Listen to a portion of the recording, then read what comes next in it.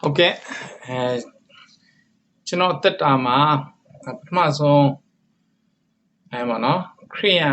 ဘောင်းကိဖြစ်လာတဲ့အချိန်မှာပေါ့နော်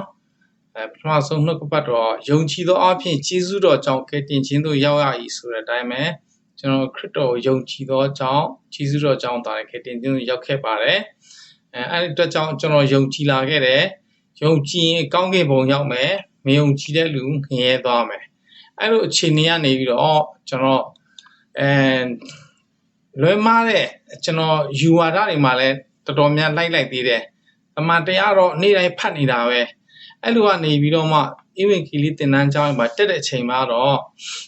ကျွန်တော်နှစ်ကော910မှာပါတဲ့အတိုင်းပေါ့နော်။အကြောင်းမူကငါတို့ရှိသမျှဒီကိုခန္ဓာနဲ့ကျင့်တော့အကျင့်ကောင်းမကောင်းရှိသည့်အတိုင်းအကျိုးဖြစ်ကိုအသီးသီးခံခြင်းကခရစ်တော်၏တရားပလင်ရှိနိုင်ပေါ်လာရကြမည်ဆိုတဲ့အတိုင်းကောင်းကင်ဘုံပေါ်မှာခရစ်တော်ရဲ့တရားပလင်ရှိမှာကျွန်တော်တို့စစ်ဆေးခံရမယ်ကျွန်တော်ကောင်းမကောင်းအကျင့်တွေစစ်ဆေးခံရမယ့်အတွက်ကြောင့်ကျွန်တော်တို့အသက်တာဟာကျွန်တော်ပြောတာဆိုတာလုပ်တာကိုင်းတာအကုန်လုံးတွေးတာခေါ်တာအစပေါ့နော်အာယု၅ပါးခံစားတာအစအားလုံးဒီကျွန်တော်တို့ဒီအမြဲတမ်းခရစ်တော်ရဲ့ရှေ့မှာစစ်ဆေးခံဖို့အစဉ်သစ်ဖြစ်ဖို့ဝိညာဉ်တော်လမ်းပြမှုနဲ့အသက်ရှင်ဖို့ဆိုတဲ့အသက်တာနဲ့ကျွန်တော်အသက်ရှင်ခဲ့ပါတယ်အဲ့နေပြီးတော့မှဒီလထဲမှာကျွန်တော်ဘောနော်ဒီတစ်ကော17 31 32ကိုပြန်ဆင်ခြင်မိတာပေါ့နော်ငါတို့ဒီကိုစစ်ကြောစီရင်လင်စစ်ကြောစီရင်တော်မူခြင်းနဲ့ကင်းလွတ်ကြလိမ့်မည်ဆိုတာကကျွန်တော်လောကီမှာအသက်ရှင်တဲ့အချိန်မှာလောကမှာအသက်ရှင်တဲ့မှာယုံကြည်သူရောမယုံကြည်သူရောဒီကြားထဲမှာအတူတူအသက်ရှင်တဲ့အချိန်မှာကျွန်တော်တို့ယုံကြည်သူတို့ကိုစစ်ကြောစီရင်ရမယ်စစ်ကြောကိုနှုတ်ကပတ်တော်နဲ့စစ်ကြောစီရင်မှလာနဲ့ဘုရားသခင်ရဲ့စစ်ကြောစီရင်တော်မူခြင်းနဲ့ကင်းလွတ်မယ်ဆိုတဲ့ဟာကိုဒီလထဲမှာဆင်ခြင်ဖြစ်ပါတယ်အဲ့လိုဆင်ခြင်ရင်းနဲ့မှာနော်ဆက်ပြီးတော့32မှာပေါ်ပြထားတာကဒီလိုမျိုးကျွန်တော်တို့ကကိုအသက်တာမှာနှုတ်ကပတ်တော်နဲ့နေ့စဉ်အသက်တာမှာမစစ်ကြောမစီရင်လောကီသားနဲ့အတူအပြစ်စီရင်ခြင်းခံရမယ်ဆိုတဲ့အကြောင်းပေါ့နော်အတူတူလောကီသားနဲ့အတူတူကိုကျွန်တော်တို့ကဘယ်တော့မှမစစ်ကြောမစီရင်ဘူးဆိုရင်လောကီသားတွေနဲ့အတူတူပဲကျွန်တော်တို့ကလည်းဖြစ်စီရင်ခြင်းခံရမယ်အကြောင်းကိုဒီနှုတ်ကပတ်တော်ဒီလထဲမှာဆင်ခြင်ဖြစ်ပါတယ်အဲဒါကြောင့်ဒီနေ့အနေနဲ့ကျွန်တော်ကကိုစစ်ကြောစီရင်ဖို့ပေါ့နော်ဒါနဲ့ပတ်သက်ပြီးတော့ကျွန်တော်ဆင်ခြင်လိုပါတယ်ကျွန်တော်အသက်တာမှာပထမဆုံးကျွန်တော်နားလည်ထားတာပေါ့နော်တုတ်တကြ32အကဲ့သို့ပဲထာဝရဘုရားသည်ချစ်တော်မူသောသူကိုဆုံးမတော်မူတတ်၏နှစ်သက်တော်မူသောသားကိုဒဏ်ခတ်တော်မူတတ်၏ဆိုတော့အရင်တော့ဆုံးမခြင်းခံရတဲ့ဒဏ်ခတ်ခံရတယ်ဆိုလဲငါတို့ဘုရားချစ်လို့ဆုံးမတာငါတို့ချစ်လို့ဒဏ်ခတ်တာဒီလိုပဲသဘောပေါက်ခဲ့တယ်အမှန်အခု31 32ရဆိုရင်ကျွန်တော်တို့ကဒီဘုရားသခင်ရဲ့ဆုံးမတော်မူခြင်းဒဏ်ခတ်တော်မူခြင်းမခံခြင်းမှာကိုစစ်ကြောတဲ့တဲ့အကြောင်းကိုကျွန်တော်တို့စစ်ကြောတဲ့အတွက်ကြောင့်အောင်မြင်သွားတဲ့အပိုင်းရှိတယ်ကိုမစစ်ကြောမိတဲ့အတွက်ကြောင့်ဒီလိုဆုံးမခံဒဏ်ခတ်ခံရတယ်လောကီသားမယုံကြည်သားသူများကဲ့သို့ကျွန်တော်လည်းဆုံးမတာတွေဒဏ်ခတ်တာတွေကိုခံခဲ့ရတယ်ဆိုတာပေါ့နော်အခုမှကျွန်တော်လည်းခွဲခြားသဘောပေါက်တာပေါ့အမှန်တကယ်ကဒီဆုံးမခြင်းဒဏ်ခတ်ခြင်းဆိုတာမှာတိုင်ခင်မှာကျွန်တော်တို့ကကိုစစ်ကြောစီရင်ခြင်းနဲ့ပေါ့နော်အများအားနေ့စဉ်သက်တာမှာစစ်ကြောစီရင်နေရမှာဖြစ်ပါတယ်ကျွန်တော်တို့ဒီစစ်ကြောစီရင်နဲ့ပတ်သက်ပြီးကြမ်းပြိုင်တွေကိုကျွန်တော်ဆင်ခြင်တဲ့အချိန်မှာဆိုရင်ဒီဗျာဒိတ်3:19မှာပေါ့နော်ငါချစ်သမျှသောသူတို့၏အပြစ်ကိုငါစစ်ဆေး၍သူတို့ကိုဆုံးမတတ်၏တဲ့ဘုရားသခင်ကသူချစ်တဲ့သူတွေကိုသူတို့အပြစ်အတိုင်းကျွန်တော်အပြစ်အတိုင်းကျွန်တော်စစ်ဆေးပြီးဆုံးမတတ်၏တဲ့ဒါလည်းခုနကျွန်တော်ပြောလို့ပေါ့ဘာဖြစ်လို့ကျွန်တော်တို့ကအပြစ်ကိုခွင့်ပြုလိုက်ကြတာလဲခွင့်ပြုလိုက်ရတဲ့အကြောင်းအရာကျွန်တော်တို့မစစ်ဆေးတဲ့အတွက်ကြောင့်မစစ်ဆေးမစီရင်တဲ့ကျွန်တော်စစ်ကြောချင်းစီရင်ခြင်းမှာအားနည်းတဲ့ကြောင့်ဒီအပြစ်တွေကကျွန်တော်တို့ဝင်လာတာဖြစ်ပါတယ်ဒီလိုဝင်လာတဲ့အတွက်ကြောင့်ဘုရားသခင်ကနောက်ထပ်လမ်းမမအောင်ကျွန်တော်တို့ကိုဆုံးမတာတွေဒဏ်ခတ်တာပြုလုပ်ခြင်းဖြစ်ပါတယ်ဆက်ပြီးတော့လဲထို့ကြောင့်ကိုယ်စိတ်ကိုနှိုးဆော်လောတဲ့နောင်တရကြတော့ဒီနေရာမှာကယုံကြည်သူနဲ့မယုံကြည်သူကကွာသွားပါပြီ ကျွန်တော်ယုံကြည်သူတွေကြတော့ဒီလိုမျိုးမှားယွင်းတဲ့အပြစ်တွေဖြစ်လာပြီးကျွန်တော်တို့ရဲ့ကြည်တာတွေပြောမှဆိုမှစိတ်နှလုံးသားတွေကမာနတွေ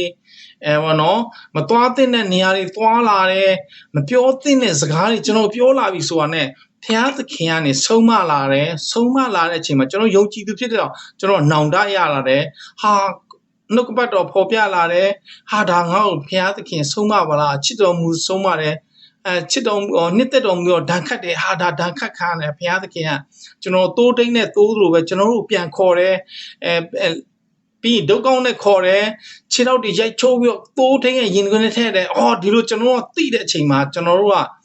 သိဖို့အတွက်ကိုနှုတ်ကပတ်တော်ရှိကြအောင်နှုတ်ကပတ်တော်အားဖြင့်ဂတိတော်များအားဖြင့်ကျွန်တော်ကသိပြီးတော့နောင်တနဲ့တောင်းပန်အပြစ်တွေကိုဆွန့်လွတ်တဲ့အတွက်ကြောင့်ဘုရားသခင်စီမှာပြန်လဲချင်းကပ်တယ်ပြီးရင်ကျွန်တော်ဝိညာဉ်ရေးရာတွေကမြင့်လာတော့နော်မယုံကြည်သူတွေကြတော့သူတို့မှာအဲ့လိုစီစစ်ဖို့အတွက်စမ်းစစ်ဖို့အတွက်သူတို့မှာနှုတ်ကပတ်တော်မရှိတော့နှုတ်ကပတ်တော်မရှိတဲ့အတွက်ကြောင့်ဒီလိုမျိုးဆုံးမခြင်းတွေဓာတ်ခတ်ခြင်းတွေသူတို့ခံရပြီဆိုရင်စပြီးတော့မှဟိုလူကြောင့်ဒီလူကြောင့်ပြောလာပြီးဟာဒီကိစ္စတော့ဒီငွေနဲ့ရှင်းပလိုက်မယ်ဒီလိုပြဿနာတော့ဒီလူကိုအကူကြီးတောင်းပြီးလှုပ်လိုက်မယ်ဖျားသခင်လမ်းမှာလွဲသူတို့အဆောင်နေလို့မယ်ဒီလိုရတရားချေမယ်ဆိုတော့ယုတ်တိစွန်းတုပိုင်းနဲ့ကိုးကွယ်မှုတွေပို့ပြီးတော့လမ်းလွှဲသွားတယ်နော်ကျွန်တော်ခုနပြောသလိုပဲယုံကြည်သူရောမယုံကြည်သူရောစစ်စစ်ခံဆုံးမခံရပြီဆိုရင်တော့ယုံကြည်သူကတော့ဘုရားသခင်စီပြန်လှည့်လာပြီးတော့မှကျွန်တော်တို့တွေကဝိညာဉ်အစဉ်တန်းမြင့်လာတယ်မယုံကြည်သူကတော့ပို့ပြီးတော့ဘုရားသခင်ပို့ဝေးသွားတာပေါ့နော်ဒါပေမဲ့ကျွန်တော်ပြောသလိုဥနာချစ်တော်မူသောဆုံးမတယ်ဒဏ်ခတ်တော်မူနှစ်သက်တော်မူသောဒဏ်ခတ်ဆိုအဲ့အဆင့်မတိုင်ခင်မှာကျွန်တော်တို့ကမိမိကိုစစ်ကြောစီရင်နဲ့စစ်ကြောခြင်းနဲ့ကင်းလွတ်မယ်ပေါ့နော်တိကော7:31မှာပါတဲ့အတိုင်းပဲဒီနေ့ဆင်ခြင်မဲ့မိမိကိုစစ်ကြောစီရင်ဖို့အတွက်ကိုကျွန်တော်အဓိကဆင်ခြင်ပါတယ်ဒီလိုဆင်ခြင်ပြီးတော့ကျွန်တော်တို့ကိုနေ့စဉ်အသက်တာမှာစစ်ကြောစီရင်ခြင်းအပြင်ဘုရားခင်ရဲ့ဆုံးမခြင်းတွေတန်ခတ်ခြင်းတွေကိုလောကီမှာကင်းဝေးမှာဖြစ်ပါတယ်ဒါကြောင့်မလို့ကျွန်တော်ဘယ်လိုမျိုးကိုစစ်ကြောစီရင်တဲ့နဲ့ဆိုဆက်ပြီးတော့ဆင်ခြင်ကြည့်တယ်မယ်ခါမှာမိမိကိုစစ်ကြောစီရင်ခြင်းဖြင့်ကျွန်တော်တို့အသက်တာတန့်ရှင်းလာမယ်ဒီဟာတွေမကောင်းတာတွေဆွန့်လွတ်လာတယ်တောင်းပန်တယ်ဆွန့်လွတ်တယ်နောင်တနဲ့ချင်းကပ်လာတဲ့ကြောင့်ဘုရားသခင်နဲ့အတူလိုက်လျှောက်တက်လာတယ်ဘုရားနဲ့ကျွန်တော်ပို့ပြီးတော့မိတ္တာဖွဲ့လာပါတော့ဘုရားသခင်ကလည်းကျွန်တော်တို့ယုံကြည်သူတို့လောကီမှာထားတာလည်းသူနဲ့အတူမိတ္တာဖွဲ့ဖို့အတွက်ဖြစ်တဲ့အတွက်ကြောင့်အဲ့ရွယ်ချက်တိုင်းကျွန်တော်တို့ကပို့ပြီးတော့ဘုရားသခင်နဲ့နီးကပ်လာတာဖြစ်ပါတယ်နောက်ပြီးတော့ကျွန်တော်တို့ကဒီစစ်ကြောစီရင်မယ်ဆိုတဲ့အချိန်မှာကျွန်တော်ကပထမဆုံးထာဝရဘုရားသခင်ရဲ့အလေးအလာပေါ့နော် my way ဘုရားသခင်ရဲ့ way တွေအထုံးအဖွဲ့ဥပဒေသားပေါ့နော်statute နော်ဒီအထုံးဖွဲ့အလေးအလာအထုံးဖွဲ့တွေကိုသိကျွမ်းပြီးတော့မှဒီဟာနဲ့ယဉ်နှီးဖို့လိုအပ်ပါတယ်ကျွန်တော်တို့ကစစ်ကြောမယ်ဆိုပြီးတော့မှဘယ်ဟာကမှန်တယ်မှားတယ်သူ့ရဲ့ဥပဒေသားတွေမသိဘဲနဲ့သူ့ principle တွေကိုမသိဘဲနဲ့ကျွန်တော်တို့ကဘယ်ဟာအပြစ်မဟုတ်ဆိုတော့မသိနိုင်ဘူးလေနော်ဒါအောင်မလို့ဒီအလေးလာအထုံးဖွဲ့ကိုသိဖို့လိုအပ်တဲ့အခါကျတော့နှုတ်ကပတ်တော်အားဖြင့်သာကျွန်တော်တို့အလေးလာအထုံးဖွဲ့ကိုသိနိုင်မှာဖြစ်ပါတယ်အဲကြောင့်နေ့စဉ်အသက်တာမှာကျွန်တော်ကိုစစ်ကြောဖို့တော့ဗောနော်ဘယ်တော့ကတော့အကြမ်းပြင်းနေနေဆိုရင်ကျွန်တော်ကနေ့စဉ်အသက်တာမှာစံစာဖတ်မယ်တရားဟောချက်တွေနားထောင်မယ်ဆုတောင်းမယ်ဒီအားဖြင့်ဘယ်ဟာတွေကအဖြစ်ဖြစ်တယ်ဘယ်ဟာတွေဆွန့်လွတ်ရမယ်ဘယ်ဟာတွေတောင်းပါမယ်ဆိုတော့နော်သိနိုင်တယ်ဟုတ်ပြီအဲ့ဒါနဲ့ပတ်သက်ပြီးကျွန်တော်အသေးစိတ်အနေနဲ့ကျွန်တော်ဆင်ခြင်ကြည့်မယ်ဆိုရင်စံစာဖတ်တယ်ဆိုရင်ကျွန်တော် quiet time ပေါ့နော် quiet time ဘုရားသခင်နဲ့နေ့စဉ်အသက်တာမှာဒီနေ့စိတ်ရှိပါမယ်ဆိုတော့ကျမ်းပိုက်တွေ့ရင်အဲ့ဒါကိုမှတ်မယ်ကျွန်တော်ဒီနေ့စိတ်ရှိပါမယ်ဘယ်သူနဲ့ပတ်သက်ပြီးစိတ်ရှိမယ်လို့ဟိုကquiet time ဒီကျမ်းပိုက်နဲ့ယူတယ်ပြီးရင်ပေးလဲတွေ့တယ်စိတ်မရှိစရာတွေ့တဲ့ချိန်မှာကျွန်တော်ဆောင်းမွကြရှိမယ်အောင်တာရှိမယ်ကြသွားရင်လည်းကိုရောကျွန်တော်စိတ်ရှည်ပါမယ်ပြောပြီးတော့မှကျွန်တော်ပြတ်သွားတယ်ကိုရောခွင့်လွတ်ပါအဲမျိုးပေါ့နော်ဒီနေ့ဒေါသမထွက်ဘူးဒေါသအမျက်ဒေါသနေမဝင်စေရဟာမျိုးကြမ်းမဲ့တွေ့ရင်ဒီနေ့ငါဒေါသမထွက်ဘူးဘယ်သူနဲ့တိတိကျကျဘယ်သူနဲ့ပတ်သက်ပြီးကျွန်တော်ဒေါသမထွက်ဘူးပြောတဲ့အချိန်မှာ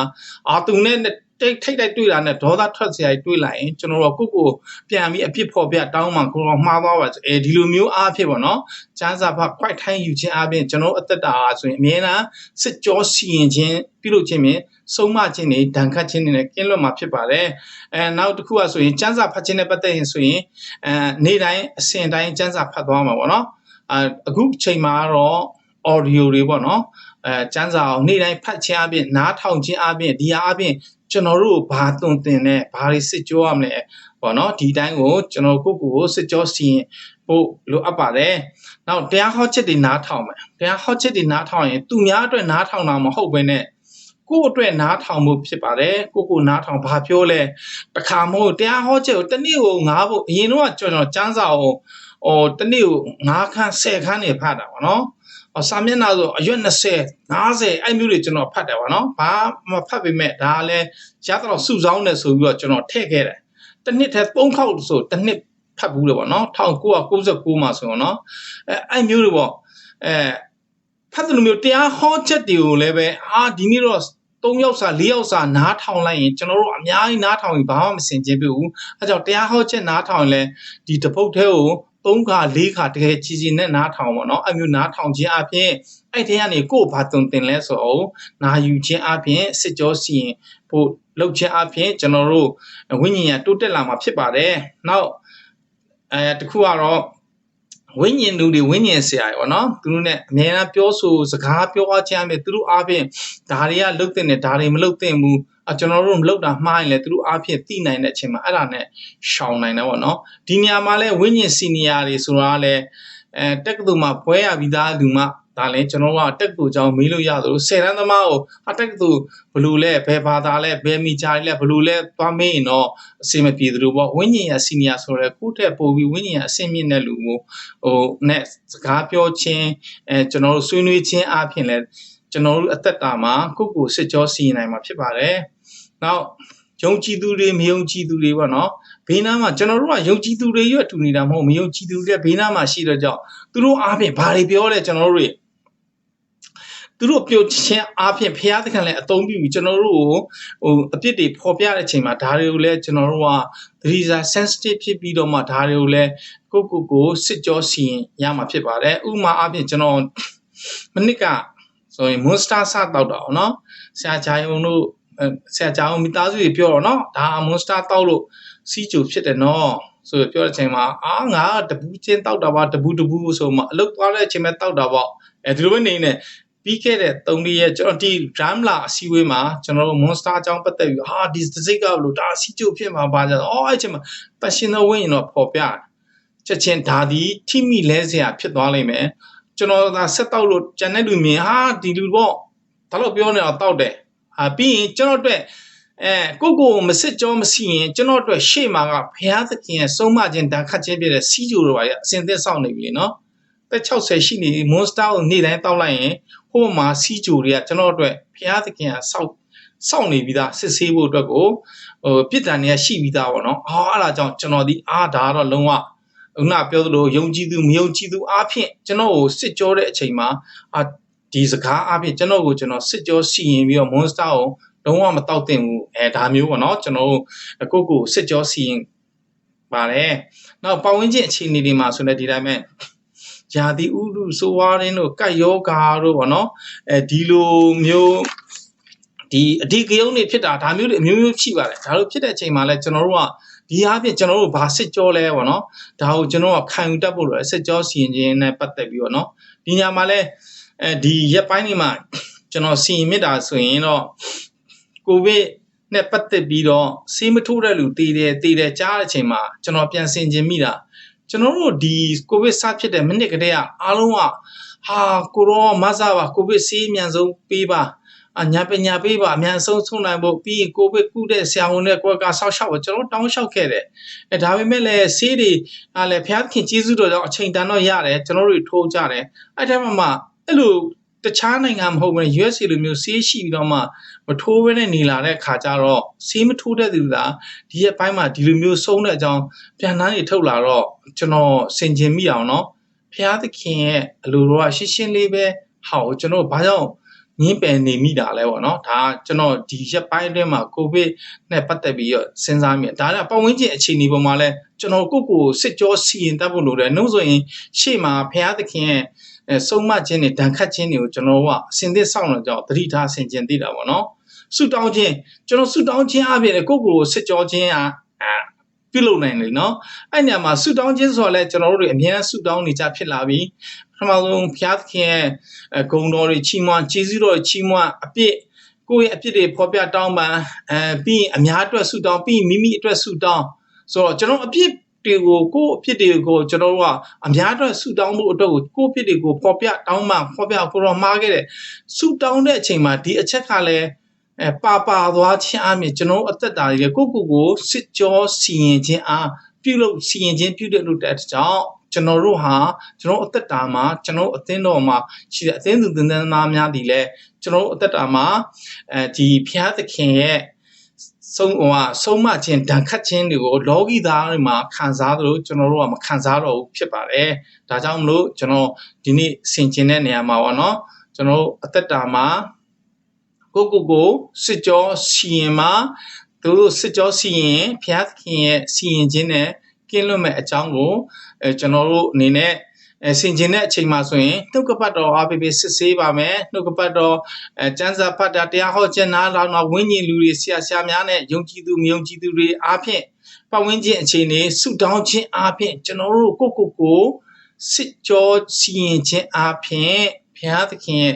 စီရင်ခြင်းမှကင်းလွတ်တော်သူများဖြစ်ကြပါစေလို့ခရစ်တော်နာမတော်အမိပြု၍ခွန်အားပေးတိုက်တွန်းပါတယ်။ကျမ်းနာသူရောက်စီတိုင်းကိုဘုရားသခင်ကောင်းချီးပေးပါစေ။အာမင်။